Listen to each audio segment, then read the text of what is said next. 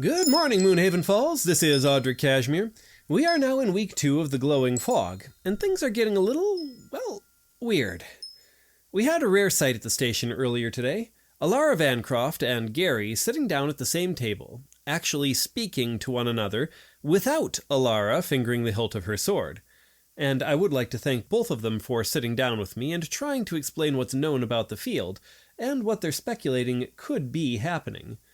Elara Meadowlight sends her apologies for not joining them, but apparently she and the other magically adept citizens of town are finding the fog to be a bit alarming, and she is currently on self-appointed sentry duty. They've been out at the perimeter of the Miller Field for the last 48 hours straight, Elara still being there, and Gary says that the null space fog isn't nothingness anymore. According to him, it's becoming crowded.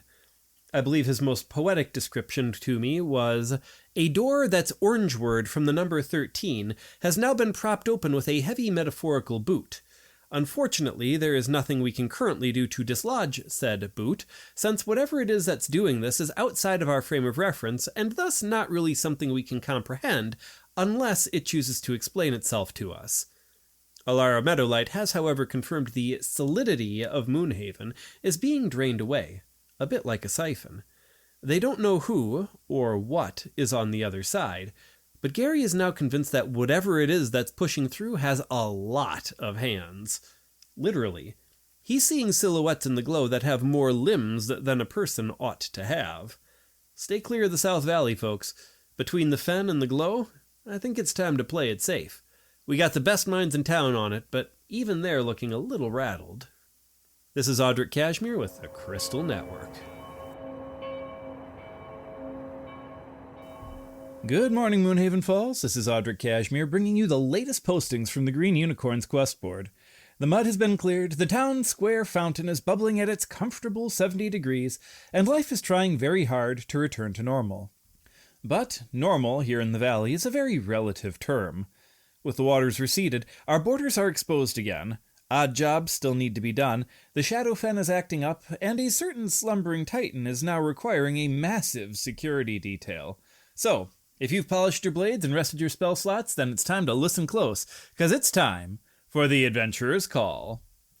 Starting off with a entry-level job, post-flood patrols.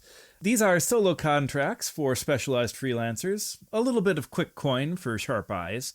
First up, we have the Miller Fog Perimeter Patrol. Reward for this one is 60 gold pieces per day.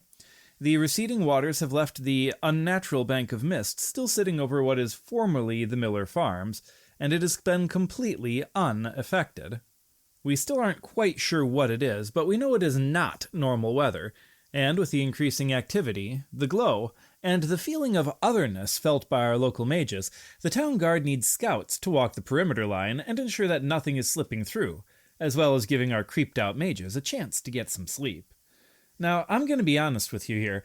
The feeling from that area right now is deeply unsettling, and while I'm certainly not a magical null, I'll be the first to admit cantrips are the full extent of my abilities. This fog, though, it plays tricks on you. I would suggest that a magically adept applicant would probably be preferred for this one, just someone who can tell the difference between a natural breeze and a magical eddy preparing to do something odd.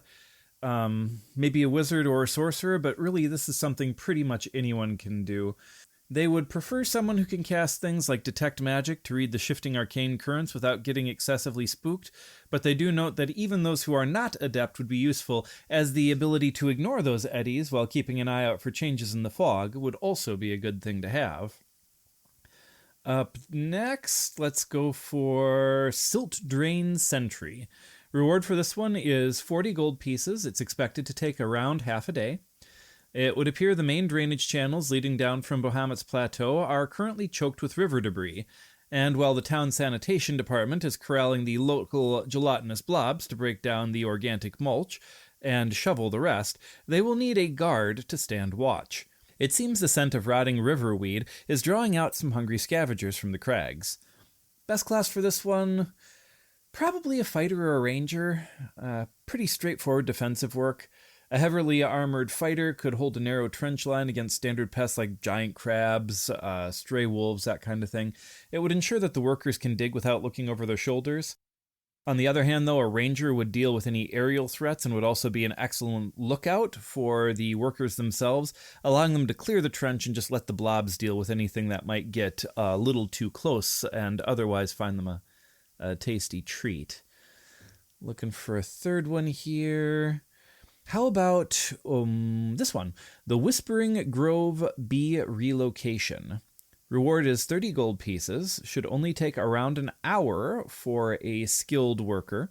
There is a massive hive of glow-gnat bees, which has set up shop right in the middle of a primary orchard trail. Their honey is incredibly prized for making glowing ink, but they are also incredibly sensitive to loud noises and aggressive movements. The orchard owner needs the hive safely smoked out, and then the hollowed-out log they are using moved near the back edge of the property, preferably without destroying the comb. Best class for this one?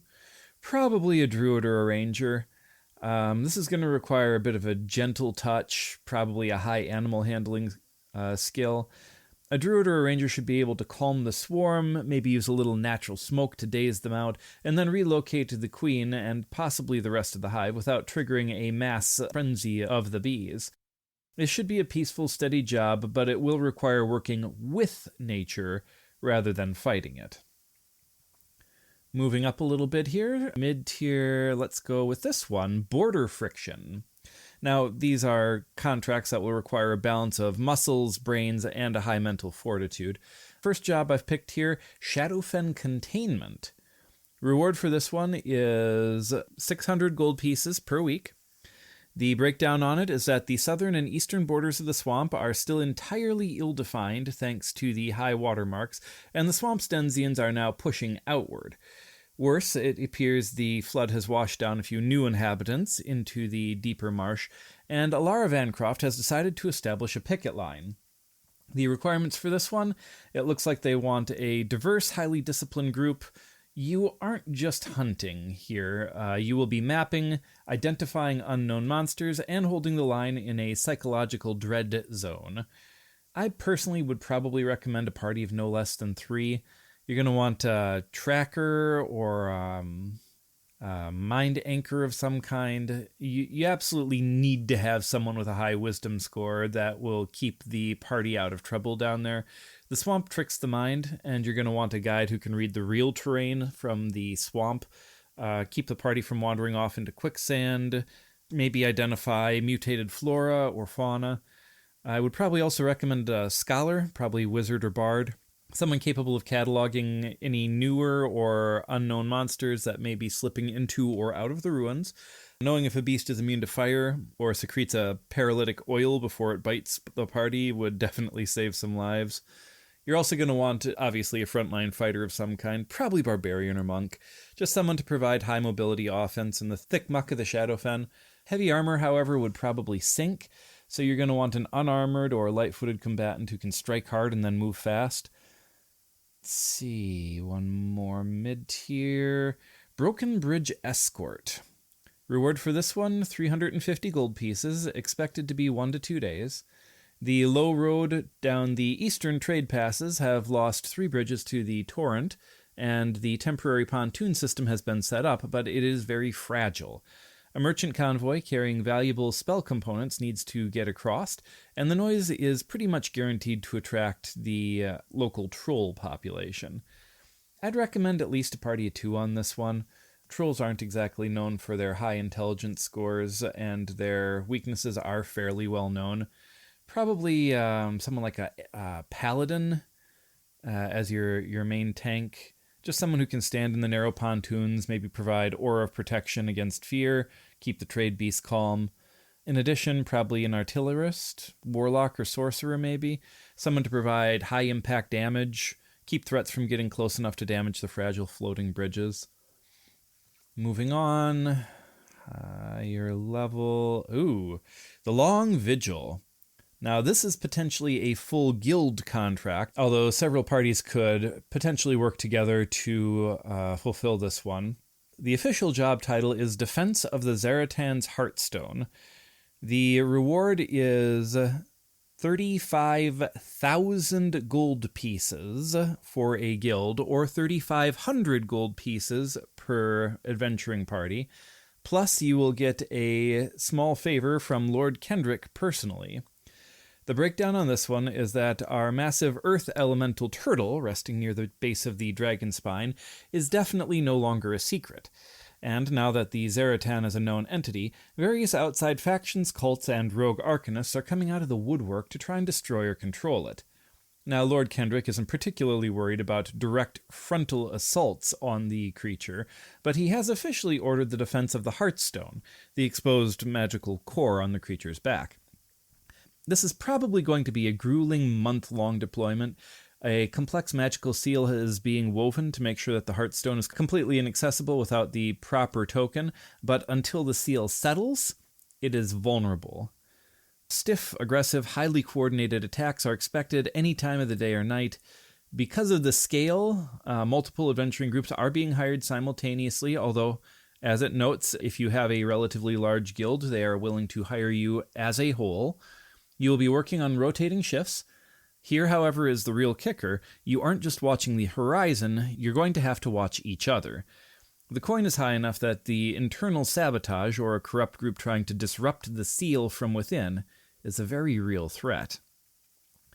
Ideally, probably Shift Commander, Cleric, maybe Twilight or Order Domain, almost mandatory for night shifts. The ability to grant dark vision to an entire unit at a time and maintain the aura of vitality during the midnight ambushes will probably be critical for a month-long siege. Definitely going to want your sentries, so probably Cavalier Fighter or a Paladin. Someone to hold the physical perimeter directly surrounding the glowing Heartstone. You'll need someone capable of surviving sustained, exhausting waves of combat without breaking. You're going to want a trap or sabotage specialist, probably a rogue. Inquisitive or thief would be the most likely ones. Their primary job isn't going to be fighting the monsters outside, but rather watching the other hired adventuring groups. You're going to want someone with high insight and investigation to spot anyone sneaking toward the seal with a dispel scroll or even explosive charge during the chaos of battle or the midnight shift. You're going to want a battlefield architect, probably wizard. Could be sorcerer. You're going to want someone with good evocation or conjuration, however. Someone capable of reshaping the unstable ground on the Zaratan's back. Wall of Force would be excellent. Move Earth. Any other massive area of effect spells who can dictate exactly how an enemy approaches the core. And this last one, I'm not going to lie. This is going to be a month on the back of a living mountain. You're going to have to watch your back against monsters in front of you, as well as potentially the mercenaries beside you. Lord Kendrick definitely knows how to throw a party, huh? If your blade is sharp, though, and your trust hard to earn, Elara Vancroft is currently vetting captains at the barracks right now, so make your way over there. Good luck out there, everybody. This has been Adventurer's Call here on the Crystal Network. Keep your eyes open, Moonhaven.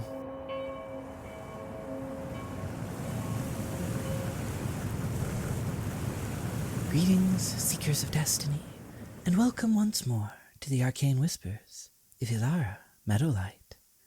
13 days have been joined to the Rhoda of Fortune, drifting like embers on the wind since the Gossamer Bridge arched high across the heavens above our valley. 38 weeks now stand between us and the Phoenix's initial fiery ascension, a long journey that has tempered our spirits for the heat of true change. Today, however, the web of necessity has snagged upon a curious and unsettling rarity, a gift that carries a sting. An herbalist, foraging near the rocky hem of the Bahamut's plateau, has brought to the station a specimen that defies the natural order. A common thistle, yet its prickles have turned to a solid, glittering gold. It is a striking beauty, a windfall of sudden wealth, yet the plant itself is dying, unable to breathe through its own now metallic skin. The gilded thistle is an omen of an uncomfortable boon. It signifies a period where you will receive exactly what you thought you wanted, only to find it tests your characters in ways that poverty never could. It is the final gate of the spirit, before the horizon shifts again. A special note on the gilded thistle sighting. The vision of the gilded thistle is an omen of prosperity that masks a trap, a sudden advantage that requires a sacrifice of integrity, and a looming test of your inner compass. It suggests that a time of change is fast approaching, but will be heralded by a blessing that feels very heavy or misplaced. For all, this signifies a moment where your reaction to success or sudden luck will reveal your true character. Do not let that glitter blind you to the health of the root. For those of you born under the sign of the Whispering Willow, that is, mid-spring to early summer, the Gilded Thistle warns that your recent growth may attract a benefactor whose help feels more like a cage. You may be offered a resource or an alliance that promises to simplify your path, but threatens to stiffen your natural flexibility into something rigid and cold. This is a test of whether you value your freedom more than your comfort. The murmuring of the Moonhaven Falls now sounds like the clinking coins of a deep well, advising you to seek the water, not the gold. A hardy weed pushing through a crack in a stone could well be a token of your enduring, unbought spirit. For those of you born under the sign of the Soaring Griffin, that is, late summer to early autumn, for you, the Gilded Thistle is a test of your soaring ambition. You may find yourself presented with a thorn or position of power that requires you to look away from the needs of those below you. This boon is a test of your leadership. Will you use the gold to build a wall, or melt it down to light the way? Your strategic mind must now distinguish between true height and a gilded pedestal. The distant roar of the falls echoes with a heavy metallic resonance, advising you to maintain your weightless grace over heavy glory. A shimmering reflection of light on a window pane, or a sudden spark from a metal tool, could well signify the sharp clarity that you must maintain. For those of you born under the sign of the Deepening Mire, that is, mid-autumn to early winter, the Gilded Thistle reveals a secret or shortcut to the truth you seek, but one that bypasses the necessary struggle of the journey.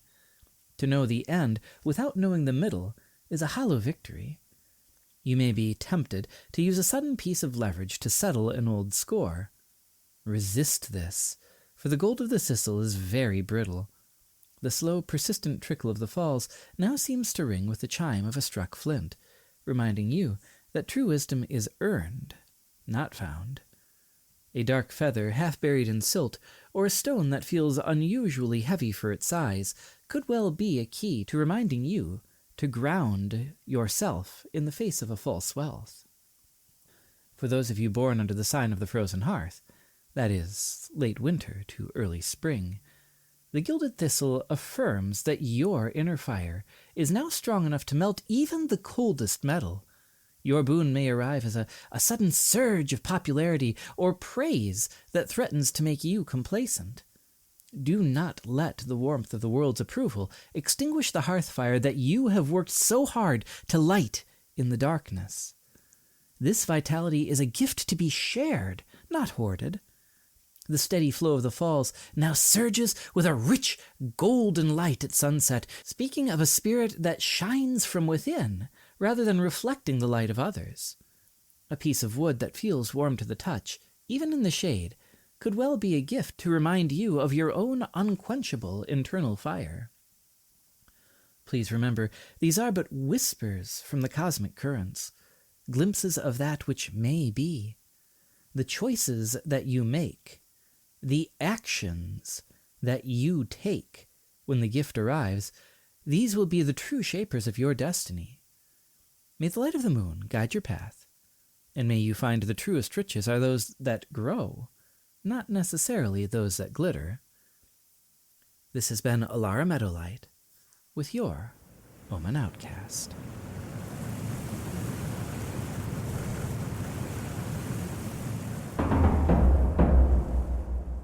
Good afternoon, Moonhaven Falls. This is Ignis, the Scaled Sophisticate, speaking to you across the airwaves through this ingenious crystal network. Our 10th week abstract challenge was a fascinating exercise in community panic. I watched several citizens in the town square attempting to literally grab an idea out of the air as though it were a wandering beetle, though I will admit I noticed the kids' club nearby practicing illusions. Quite amusing. While your physical coordination leaves some to be desired, your intellectual growth has been undeniable. Timmy's desk was nearly buried under brilliant deductions. Now, you've proven you can handle the architecture of the unseen, so let us see how you handle the things that shape our daily reality, the small hinges upon which the world turns. I have prepared 7 new hurdles for you. Do not rush. Please, consider the shape of the answer before you write it down. Last week's answers are as follows: a promise or an oath, the alphabet or a language, a dream, justice or the law, a recipe, cooperation, and an idea or a thought. Starting off this week, question number 1. I have a long neck, but no head. I swallow cold water, but breathe out steam.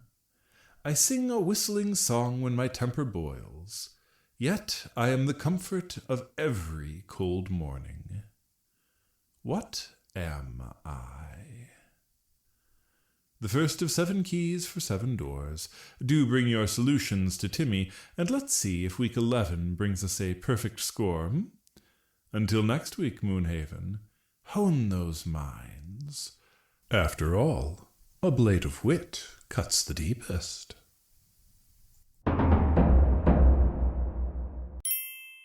Good afternoon, Moonhaven Falls. I am Selene Meadowlight, and this is the Magic Minute.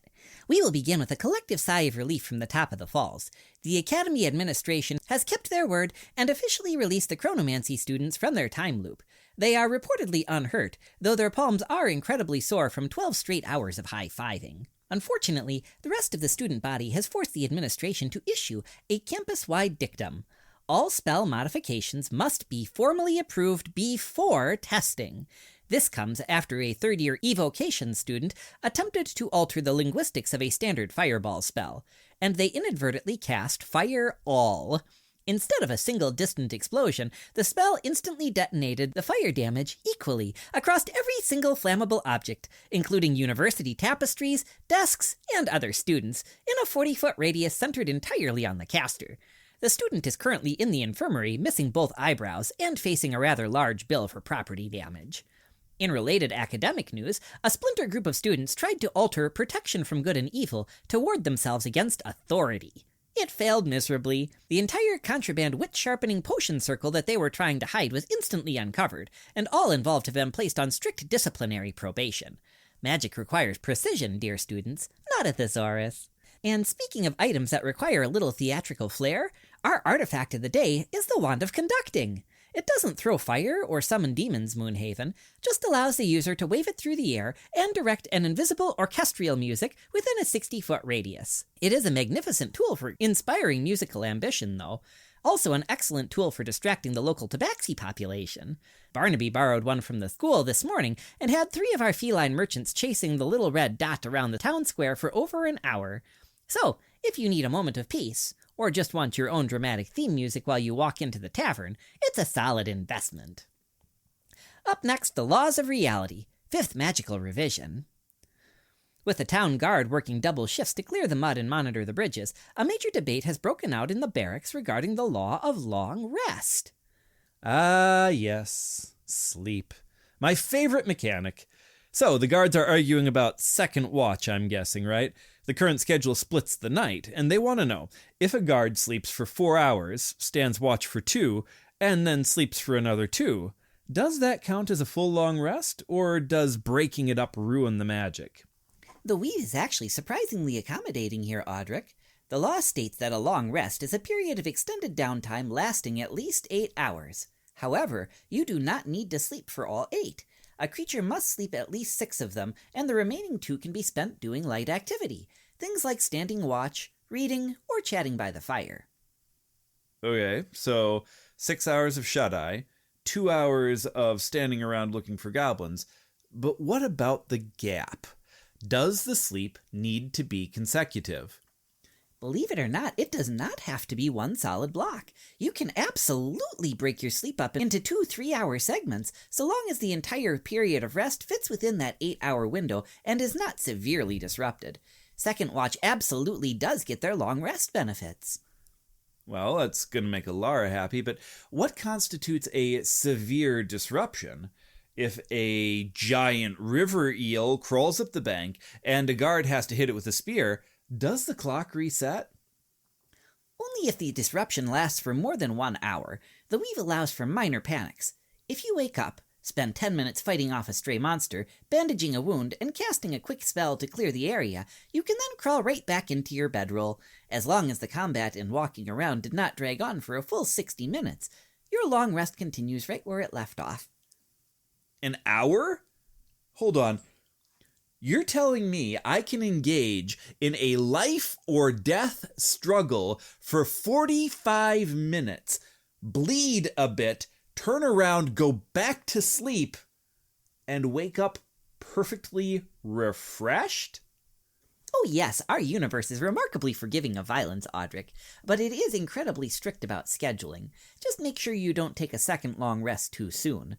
The law dictates that you can only benefit from 1 per 24-hour period. Trying to sleep twice just results in a very lazy afternoon. That's fascinating, actually.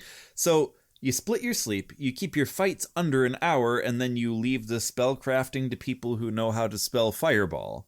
Precisely. Rest well tonight, Moonhaven, and do sleep with one eye open if you want. It's mechanically permitted, after all. This has been Selene Meadowlight And Audrick Cashmere. with the Magic Minute.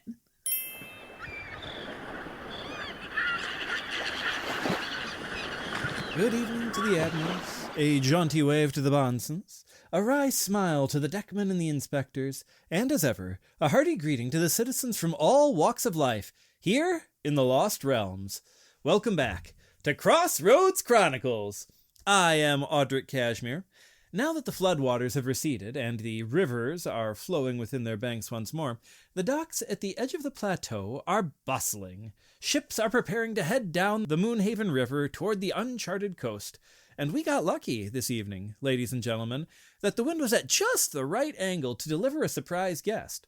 Joining me tonight is a captain who is currently provisioning his vessel, the Horizon's Triumph, for a voyage into the great blue yonder. Having sailed as far up the river as he can, this gentleman of the waves, this scholar of the tides, this loxodon of immense stature and status, has agreed to have a word with me just this morning here on the station as his final preparations are completed to sail back to the sea. Please welcome Captain Thaddeus Vance. Good evening, Mr. Cashmere. An absolute privilege to grace your studio, and I must say, the acoustics in here are nearly as grand a cavern as the open sea. Well, thank you, Captain. Now let's talk about your history. You caused quite a stir down at the docks, but your past is, well, shrouded in a bit of salt spray and mystery. Some of the older sailors down at the harbor whisper that before you became a legitimate merchant navigator, you flew under a rather unadorned black flag. Well, the rumors of the waterfront, Fascinating things, aren't they? A black flag, they say. How delightfully uninspired. No, I assure you, Audrick, I have always been a maritime entrepreneur, and if my past vessels occasionally engaged in, let's call it, aggressive redistribution of unregistered cargo, that was purely a matter of bureaucratic necessity, was it not? Perhaps a touch of theatrical flair to my story. Of course, a bureaucratic necessity. Indeed, but let's not dwell upon legal technicalities when there's such a grander truth at hand. From the moment I was but a mere calf, barely tall enough to see over the gunwale, I have felt it. A bone-deep, irrepressible call to the deep unknown, a desire, nay, a duty, to discover exactly what lies just over that shimmering line where the sky kisses the sea. A beautiful statement, Captain. But you're a loxodon. Your people are traditionally associated with ancient plains and stone carving and deeply rooted communal histories. A seafaring member of your species is a bit of a rarity. And what a tragedy that is, Audrick. What is a ship, after all, if not a grand piece of moving architecture? My heritage gives me balance on a rocking deck that would make a seasoned elf envious. When the gales howl off the serpent's tooth, my crew need not worry about a wheel snapping, because I am holding it. But it is the horizon that commands me. To tie oneself to a single patch of dirt, to look at the same mountain peak every morning, it would stifle my very soul. Now the sea is a fickle mistress, yes, but she is honest about her wildness. And speaking of the sea being fickle, your ship was caught in the middle of our recent flood, yes? How did the Horizon's triumph fare when the Moonhaven Falls turned into a raging torrent? Ah, a test of the utmost chivalry and maritime discipline. While others panicked, my crew and I treated the surging waters as an invitation. We did not anchor. We rode the crests, guiding 3 stranded merchant barges to safety beneath the shadow of Brohamet's plateau. A captain's primary obligation is the safety of the helpless, after all. Though I did happen to salvage a rather lovely chest of unclaimed spices floating downstream, but finders keepers by the secondary codex of the waterways. And I see that entrepreneurial spirit never rests. So, what's next for you and your crew? You've had a 2-week layover now. The dome is down, the river's clear. What triumph do you envision over the next horizon? South, my dear Audrick, south! Past the ruins of the Shadowfen and out to the great saltwater expanse where the maps turn to drawings of the Kraken. I have heard tales of an island that appears only when the moon is perfectly split by the peak of the dragon spine right at the edge of the horizon. They say it holds a library of ancient pre-cataclysm charts of the world. Sounds rather dangerous to me, but incredibly exciting. You looking for any additional hands before you set sail? Always, always! Ha ha ha! But I require individuals of a stout heart, impeccable loyalty, and a healthy disregard for the concept of assigned seating. If you can tie a bowline knot in a gale, or play a concertina well enough to keep morale high when rations turn to hardtack, report to berth 4. Ask for the largest gentleman in the tricorn hat. Ha ha ha! I imagine you won't be hard to miss, Captain Vance, and it has been an absolute pleasure. May the wind be ever at your back, and the horizon never quite catch up to you. And may your signal remain clear across the valley, nay, across the entire expanse of the world, Mr. Cashmere, until we meet again on a kinder shore. Take care, Captain. That was Captain Thaddeus Vance, a man who proves that size is no barrier to the call of the wind. You're listening to Crossroads Chronicles here on the Crystal Network. Thank you for tuning in, my lovely, loyal listeners. I appreciate you pulling up a chair for this week's tawdry tales, but sadly, this concludes our episode for the week. I release a new episode every Tuesday morning at 5 a.m. Eastern, and I hope you found this podcast kooky, eccentric, and fanciful. And if you did, I'd appreciate it if you could take a quick moment to subscribe to the channel or follow the podcast, and a second one to rate it or share it with a friend or community. It's a simple, easy action. It lets the algorithm know that you listen to and want to continue hearing these stories. Please keep in mind that I personally create, edit, record, and produce all of the content for this show, with the occasional guest appearance from my wife and children. And if you want to buy any of us a cup of ice cream or a bottle of lemonade once a month as encouragement to continue creating it, we would gratefully accept. As a reminder, we would be delighted to see your answer to Ignius's daily challenges. I post them to Facebook and Patreon once a week, and there should be a link to both pages in the description. If you'd like to engage with a specific character, or just the channel in general, please pop in, say hello. Thank you to all of my supporters. My family and I genuinely appreciate all of you showing your support by tuning in every week, and we'd like to thank you for continuing to do so. I look forward to seeing you all in the comments, and I hope you tune in again next week.